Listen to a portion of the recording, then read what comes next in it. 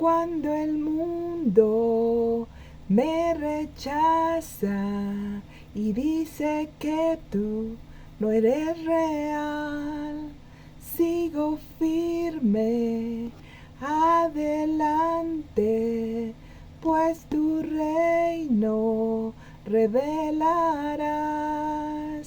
No hay necesidad de que me acepten por creer. Todo lo que has dicho ante mis ojos vas a hacer. Yo veré tu reino descender y nos restaurarás para la eternidad. Y yo veré tu cielo en majestad, pues lo que has prometido sé que tú lo cumplirás. Yo veré. Si atacan con mentiras y la lucha intensa es, yo sigo firme adelante, pues tu reino revelarás. Y no hay necesidad de que me acepten por creer, pues todo lo que has dicho ante mis ojos vas a hacer. Yo veré tu reino descender y nos restaurarás para la eternidad. Y yo veré. Así es, chicos hermosos, ahí más o menos el canto. Es primera vez que lo grabo y bueno, pero espero estén muy bien en su casa, con su familia, que hayan pasado unas deliciosas vacaciones. Y pues yo aquí de nuevo vamos a seguir con los estudios de hombres y mujeres de la Biblia. Hoy traigo la historia de dos mujeres muy importantes en la Biblia, ¿verdad? Junto con el profeta Eliseo, y estamos viéndolo a él. Y estas mujeres, una se llama la Sunamita y la otra será la esclava de Naamán. Estas dos mujeres en la Biblia, aunque no son identificadas por sus nombres, pero sí son conocidas o reconocidas, ¿verdad?, por los hechos en su vida, que muy probablemente hablan más que sus nombres. La primera de ellas era una mujer del pueblo de Sunem. Es conocida en la Biblia como la Sunamita. La Biblia la describe como una mujer importante. Esta probablemente significa que era una mujer rica o influyente en su comunidad. En este estudio daremos un vistazo a su vida espiritual, su generosidad, su estabilidad ante las crisis y su obediencia. La historia de la Sunamita. La historia de la Sunamita se encuentra en el libro de Segunda de Reyes, capítulo 4, versículo del 8 al 11. Y su hospitalidad se muestra por el modo que le abrió las puertas de su hogar al profeta Eliseo. La Biblia dice que acontecía que un día pasaba Eliseo por Sunem y había allí una mujer importante que le invitaba insistentemente a que comiese, y cuando él pasaba por ahí, venía a la casa de ella a comer. Y ella le dijo a su marido: he aquí, ahora yo entiendo que este hombre que siempre pasa por nuestra casa es un varón santo de Dios. Yo te ruego que hagamos un pequeño aposento de paredes y pongamos allí como mesa y silla y un candelero para que cuando él venga a nosotros se quede en él. Y aconteció que un día vino Eliseo por ese lugar y se quedó en aquel aposento y allí durmió. Esta mujer, al parecer, Como la Biblia dice que era importante, nos da a entender que tal vez era adinerada y con prestigio en aquella región. Por ello, nos permite ver que sus riquezas no la llenaron de orgullo. Lo vemos en esta historia, por cuanto se fijaba en las necesidades de los demás. Y cuando una persona es orgullosa, no capta que otras personas tienen necesidades. Entonces sus riquezas le trajeron más cerca de Dios en lugar de alejarla. La historia nos muestra al principio que ella había sabido quién era Eliseo cuando lo invitaba a comer. Pero después de al parecer varias visitas, ella le comenta a su esposo que ahora comprendía que Eliseo era un hombre santo de Dios. Qué bonito también que por el testimonio de alguien se pueda advertir que es un hombre o una mujer santa de Dios. La mujer se percató que Eliseo necesitaba para descansar un lugar, ¿verdad?, propicio, y al reconocer la importancia de proveer para las necesidades físicas y espirituales de los demás, ella estaba haciendo una gran labor. Se ve que era creativa por el modo en que pensó preparar aquel cuarto. Me imagino que su generosidad significaba mucho para Eliseo. Yo creo que cada vez que le tocaba ir por ese rumbo y poder descansar en ese cuarto, lo hacía bendecir a esa señora y a su esposo por por ser caritativos, por su hospitalidad, ¿verdad? Ella mostró también sabiduría al bendecir a un hombre santo de Dios, pero no sabía que con ello Dios la iba a bendecir enormemente. La historia continúa en Segunda de Reyes capítulo 4 versículos 12 y 13. Vemos aquí que Eliseo trató de ser recíproco con la tsunamita por su generosidad. En estos versículos se nos hace evidente que la tsunamita había compartido su hogar por su sincera generosidad y preocupación.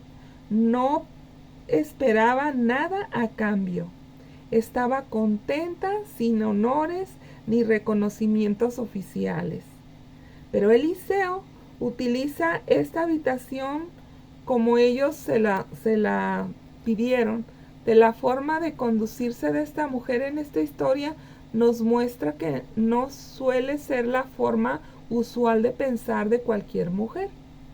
A menudo las mujeres tratamos de impresionar a la gente con nuestra casa o con nuestras riquezas o con nuestra deliciosa comida o una atención impecable. Queremos asegurarnos que las demás personas vean el bien que les hacemos. Y esto es hacer buenas obras con motivos totalmente errados. Necesitamos que la palabra de Dios que está en Primera de Samuel capítulo 16 versículo 7 se haga una verdad en nosotros. Esta palabra dice: porque el Señor, es decir, Dios, no mira lo que mira el hombre, pues el hombre mira lo que está delante de él, de sus ojos, pero el Señor mira el corazón de las personas. Había algo, o más bien dicho alguien, que faltaba en el hogar de esta mujer, la tsunamita. Ella no tenía hijos y su marido ya era viejo. En Segunda de Reyes capítulo 4:14, ella no pidió un hijo cuando se dio la oportunidad. Aún así Eliseo profetizó que ella tendría un hijo. Y la Biblia nos cuenta que tal como el profeta lo dijo, ella concibió y tuvo su hijo. Cuando Eliseo le dio la noticia a la tsunamita que ella iba a tener un hijo, ella actuó como Sara, la esposa de Abraham, el padre de la fe. Ella fue incrédula al escuchar tan buena noticia y ella pensó que el profeta solo estaba agradecido con ellos y por eso les estaba levantando la esperanza de que iban a ser padres, y temió que después de ver su realidad terminara decepcionada. Porque cuando has esperado una promesa por tanto tiempo y el milagro nunca se ha dado, entonces viene el desánimo y apaga toda expectativa y esperanza. Lógicamente ya no puedes creer y esperar con tanta fe como al principio, porque tu fe ha menguado por el tiempo de espera.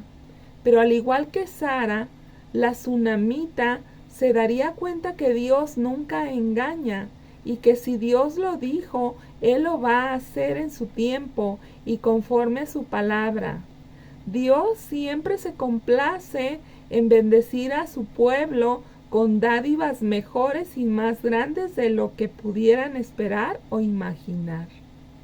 En el libro de Efesios, en el Nuevo Testamento, el capítulo 3, versículo 20 dice: y aquel que es poderoso para hacer todas las cosas mucho más abundantemente de lo que pedimos o entendemos, según el poder que actúa en nosotros. La vida no siempre es una sesión continua de bendiciones, alegrías y milagros insólitos. La realidad es que vivimos en un mundo caído de la gracia de Dios por el pecado de la humanidad. Y aunque nos puedan suceder cosas malas, pero Dios nos hace el llamado a confiar en Él, a pesar de todo lo malo que nos pueda venir a nuestra vida. Confiar en Dios siempre debe de ser el principio hasta el final de nuestra historia. El próximo suceso que leemos en la historia de la tsunamita es que viene una crisis a su vida muy importante, que la atacó justamente cuando todo estaba marchando bien y la familia estaba feliz y completa. Lo leemos en Segunda de Reyes, capítulo 4, versículo 18 al 21. Dice lo siguiente: y el hijo creció, pero aconteció que un día que vino con su padre, que estaba con los segadores en el campo, y dijo a su padre: ¡ay, ay, mi cabeza, mi cabeza! Y el padre le dijo a su criado: llévalo con su madre. Y habiéndolo tomado y traído a su madre, estuvo sentado en sus rodillas hasta el mediodía y luego murió. Ella entonces subió y lo puso sobre la cama del varón santo de Dios, y cerrando la puerta se salió. Evidentemente el niño murió de insolación, y cuando a ella subió al aposento del profeta y lo pone sobre la cama, nos da a evidencia cuánta fe e intuición espiritual tenía esta mujer. Ella muy posiblemente razonó: si Dios por medio de Eliseo le pudo dar un hijo, entonces también por medio de Eliseo podría resucitarlo. En esta historia vemos a la valiente tsunamita ante la muerte de su único hijo, que no tuvo quejas ni amarguras ni fuertes gritos de desesperación. Simplemente tomó una firme decisión en su corazón: el ir a buscar al profeta y traerlo para que resolviera tan amarga situación. El relato continúa en Segunda de Reyes capítulo 4 versículo 22 y 23, que dicen: llaman luego a su marido y le dijo: te ruego envíes conmigo alguno de los criados y una de las asanas para que yo vaya, una de las asnas, para que yo vaya corriendo al varón de Dios y regrese. Y luego él le dijo: ¿para qué vas a verlo hoy? No es ni luna nueva ni día de reposo. Y ella le respondió: ten paz. Es claro que su esposo no sabía que el niño había muerto. La Biblia no nos dice por qué la tsunamita no le avisó a su esposo de tan grave suceso. Podríamos especular pensando que no le dijo nada para no preocuparlo, pues era un hombre mayor.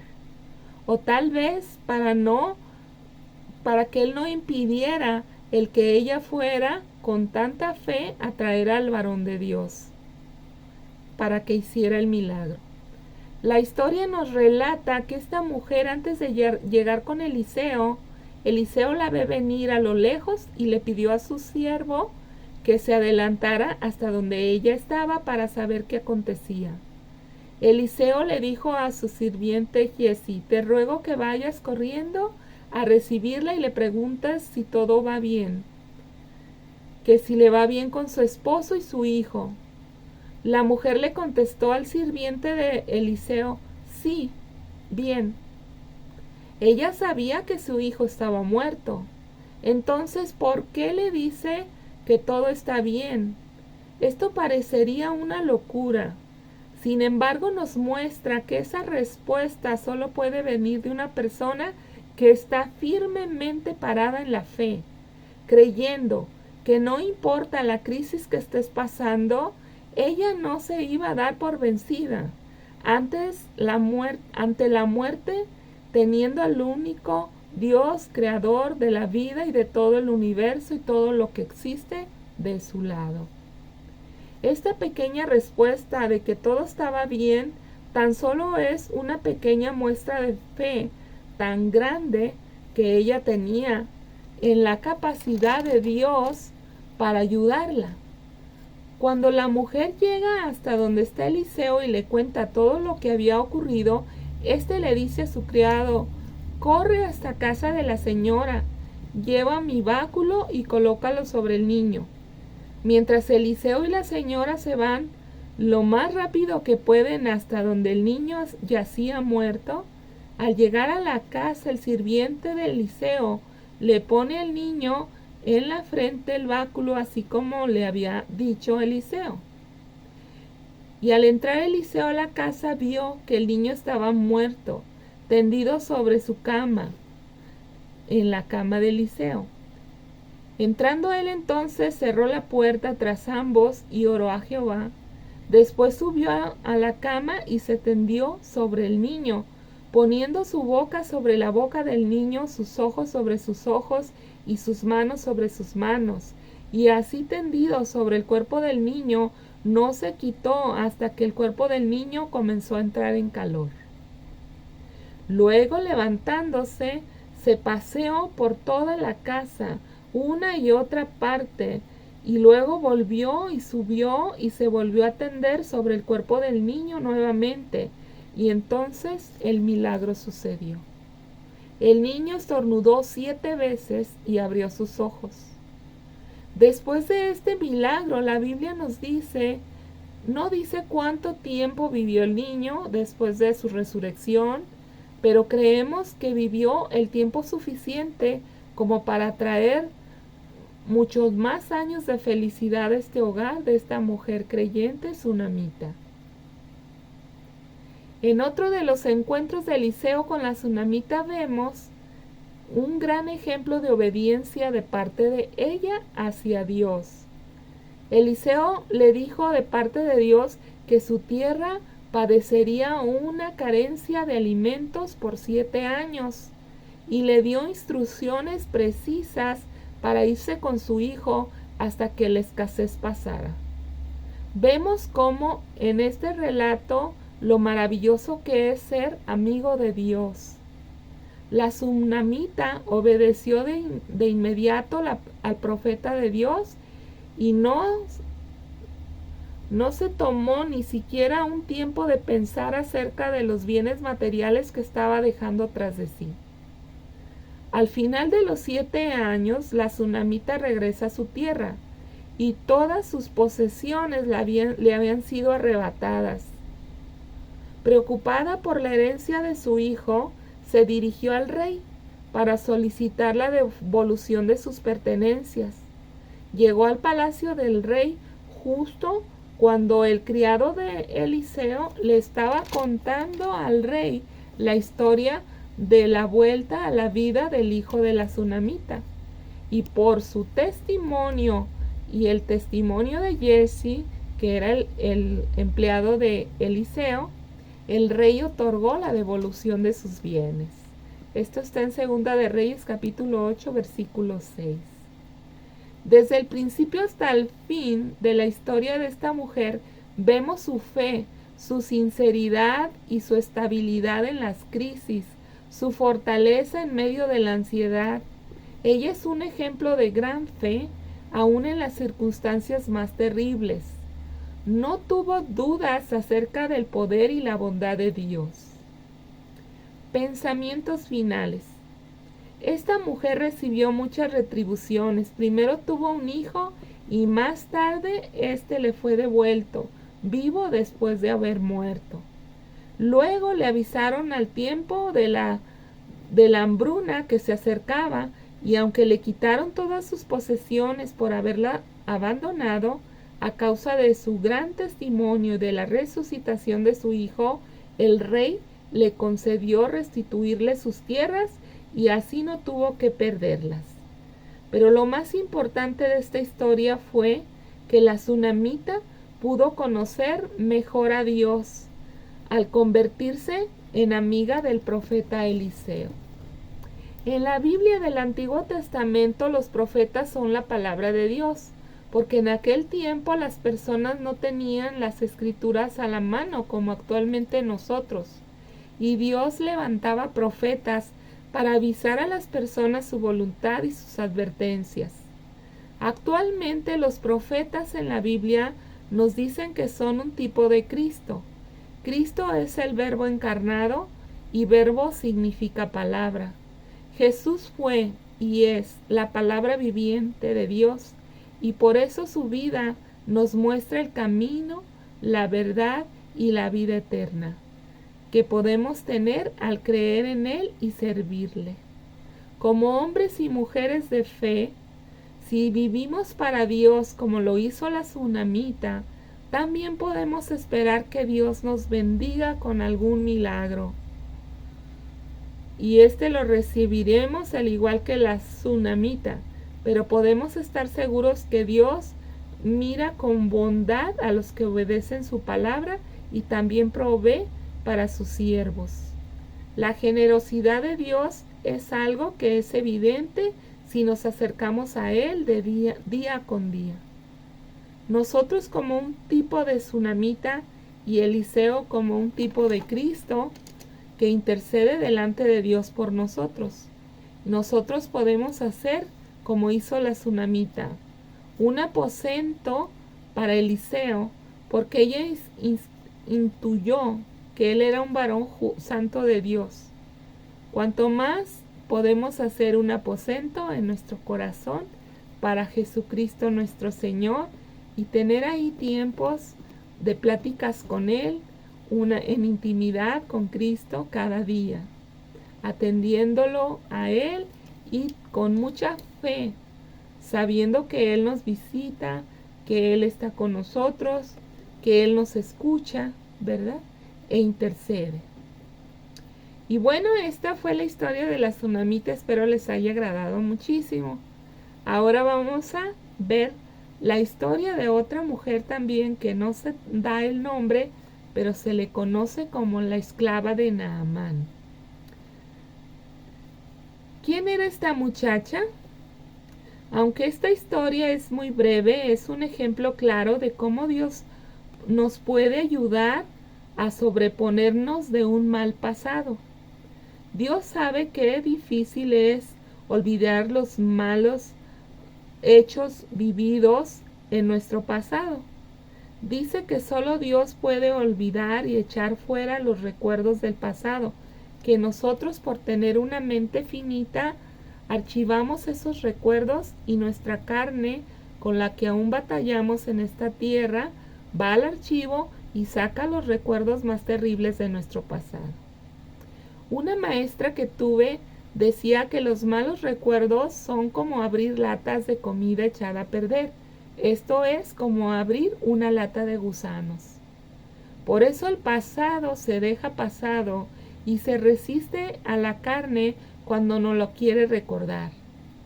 En la palabra de Dios nos da diversos ejemplos de hombres y mujeres con antecedentes muy difíciles o incluso dolorosos. Sin embargo, Dios usa a cada uno de ellos y ellas de un modo muy especial para darnos ejemplo a nosotros en esta actualidad. Solo una relación viva y muy personal con Jesucristo puede ayudarnos a enfrentar el pasado. Él nos quita la culpa, nos alivia el dolor y nos hace íntegros. Es un ejemplo claro de cómo Dios nos puede ayudar a sobreponernos en el pasado. La historia de esta muchacha joven, la sierva de Naamán. Naamán era un comandante del ejército de Siria. Se encuentra en Segunda de Reyes capítulo 5 versículo del 1 al 19. Una esclava no era lo suficientemente importante como para registrar su nombre, aunque a Dios no le importa qué lugar ocupemos en la sociedad. Él ve nuestros corazones y conoce nuestra fe. Se da muy poca información acerca de esta joven, solo que servía en la casa de Naamán a su esposa. En la Biblia nos enseña que Siria había salido bandas armadas y habían llevado cautiva a la tierra de Israel a una muchacha, la cual servía a la mujer de Naamán. Esto dijo a su señora: si rogara mi señor al profeta que está en Samaria, él le sanaría de la lepra. Durante un ataque de soldados enemigos, esta muchacha había sido capturada y separada de su patria. La Biblia no nos da ningún indicio acerca de dónde fue a parar su familia después del ataque enemigo. La arrancaron de todo lo que era familia y tuvo que aprender un nuevo modo de vida. Seguramente que no le fue fácil para ella, y solo podemos imaginar cuánto echaría de menos su hogar. Poniéndonos en su lugar y pensando en todo aquello por lo que había pasado, nosotros ¿cómo hubiéramos reaccionado ante esa enfermedad de nuestro captor? ¿Hubiéramos tratado siquiera de ayudarle para que no muriera? Ella demostró un interés tan genuino que solo una vida completamente dependiente de Dios podría demostrar. Habló con una confianza total en Dios. Se necesita tener mucho valor para hablar del Señor y del profeta que podía ayudarle a su esposo Naamán con el problema de la lepra. ¿Cómo se habría ganado esta chica el respeto de ese hogar de Naamán? Hasta tal punto de que él hiciera caso a su sugerencia, porque ella estaba tan segura de que Naamán podía ser curado. ¿De dónde alcanzó ella tanta madurez espiritual por tan joven y con una fe tan madura? A lo mejor hay preguntas más importantes que usted se pueda hacer. Por ejemplo, de cómo reaccionarían sus hijos, si son hijos de familia cristianos de hoy en día, si se encontraran en una situación tan hostil como esa. ¿Formamos a nuestros hijos como Dios nos ordena?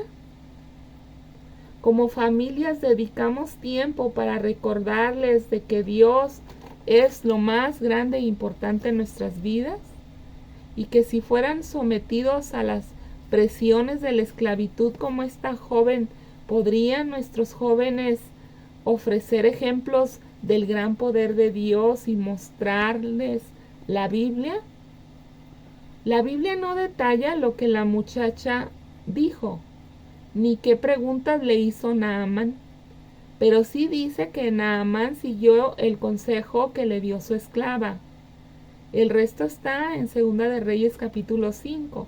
Cuenta que Naamán se curó de la lepra y que decidió ir a ver al profeta y hacer todo lo que éste le ordenó, después de haber sido hábilmente persuadido por su esclava para que obedeciera. Así fue como se curó completamente. Como para confirmar que todo sucedió realmente en nuestro Señor Jesús, se refiere esta historia en el Evangelio de Lucas, capítulo 4, versículo 27, donde dice: muchos leprosos habían en Israel en tiempos del profeta Eliseo, pero ninguno de ellos fue limpiado, sino Naamán el sirio. Pensamientos finales. Si esta joven esclava hubiera elegido enojarse y guardar resentimiento y amargura en contra de sus captores, esta historia nunca hubiera ocurrido. ¿Está usted rendido por alguna mala experiencia de su niñez o su adolescencia o aún hoy en su vida adulta? Si alguien tenía el derecho de culpar a Dios por lo que les había ocurrido a esta joven, eran ellos los esclavos. Pero al igual que ella, debemos de pedir a Dios que nos ayude a olvidar las cosas del pasado que nos afectan hoy. Necesitamos seguir aceptando la ayuda de Dios para el día de hoy. Así podremos ser hombres y mujeres a través de los cuales Dios pueda trabajar y mostrar su amor, su poder y su gracia. Debemos aceptar la voluntad de Dios y el modo en que está haciendo con nosotros en nuestra vida actual. El apóstol Pablo escribe en Filipenses capítulo 3, versículo 13 y 14 y dice: olvidemos ciertamente lo que quedó atrás y extendámonos a lo que está delante. Prosigo a la meta, al premio del supremo llamamiento de Dios en Cristo Jesús. A veces ayuda a escribir un libro de dolores, desilusiones y amarguras en su vida. Luego lea esta lista a su amado Padre Celestial, pidiéndole que le limpie su memoria de esas cosas negativas y le ayude a seguir adelante. Segunda de Corintios capítulo 5 versículo 17 nos dice: de modo que si alguno está en Cristo, nueva criatura es. Las cosas viejas pasaron, he aquí todas son hechas nuevas. En resumen, estas dos historias que acabamos de leer, aprendimos que a veces el testimonio habla más fuerte que un nombre. Aprendimos que la generosidad desinteresada puede provocar las bendiciones del Señor cuando más les necesitamos. Aprendimos que la estabilidad emocional es probada en las crisis de la vida, y estas historias nos enseñan que hay que tener una fe madura y firme para poder tener estabilidad emocional en las crisis. Estas historias también nos enseñan que la obediencia a los consejos de parte de Dios nos pueden ayudar a no pasar por situaciones muy difíciles o muy dolorosas. También aprendimos que el ser hospitalario es un rasgo de carácter muy hermoso y demuestra la humildad con la que el Señor quiere que vivamos. La sensibilidad espiritual también suele ser un rasgo de carácter que Dios nos da para poder discernir entre lo justo y lo injusto. La sabiduría es otro rasgo de carácter que aprendemos en estas historias, lo cual ayudó para que una crisis no se convirtiera en un caos. La discreción es otro elemento tan importante para que un milagro se dé, porque el que mucho habla, poco espacio da para que los milagros germinen en su vida. Porque así como un bebé es creado en lo profundo del vientre de una madre, así los milagros de Dios los hace en lo secreto, para que en su tiempo sean manifestados a la luz ante todo el público. Nos enseñaron también que Dios siempre mira el corazón y las intenciones que verdaderamente existen cuando alguien se muestra generoso. Estas historias también nos muestran que después de la fe que es manifestada por la confianza en la palabra del Señor, también viene a ser acompañada en la esperanza de llegar a ver lo que un día se creyó. Y aunque en el principio alguien haya sentido duda, estas historias nos muestran también que cuando el Señor ya ha destinado algo para alguien, en su tiempo y para su gloria, Él lo va a manifestar. La amistad con Dios siempre va a dar increíbles proezas, y esto siempre será por el tiempo que le dedicamos a Él, a adorarlo, conocerlo cada día. Aprendimos también que el pasado nos puede jugar en contra si no aprendemos a soltarlo.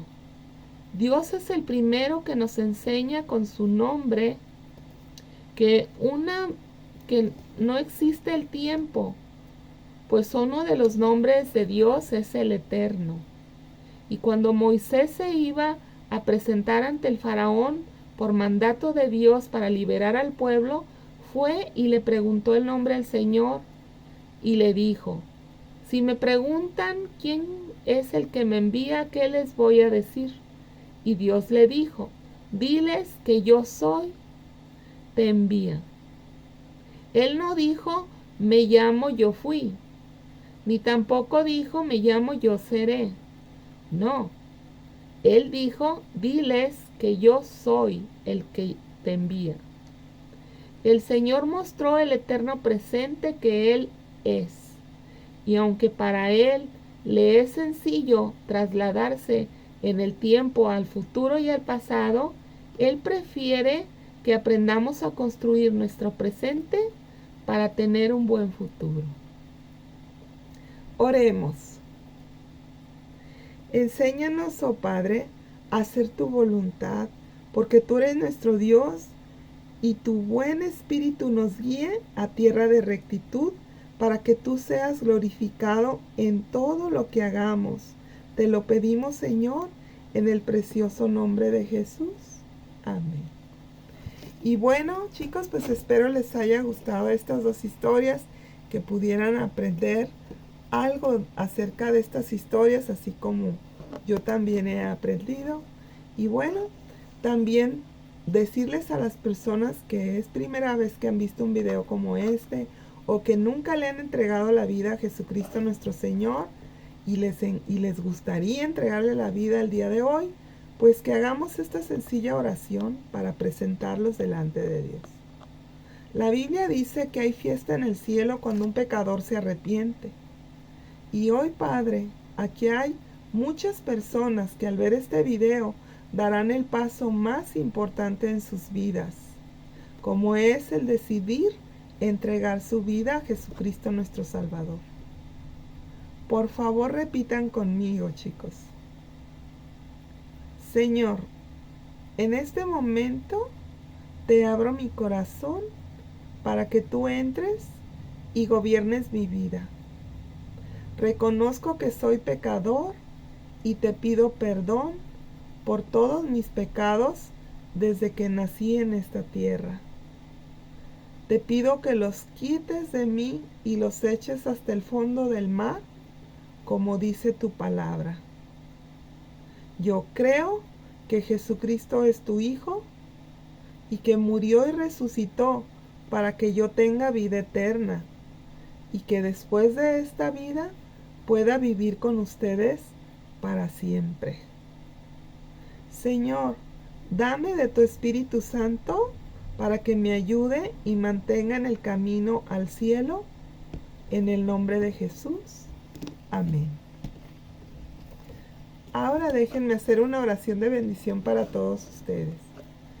Padre, en el nombre de Jesús, hoy quiero bendecir a estas personas que han visto el video y también a los que decidieron entregar su vida a Jesucristo nuestro Salvador. Espíritu Santo, por favor, ven sobre todos ellos y séllalos con tu amor.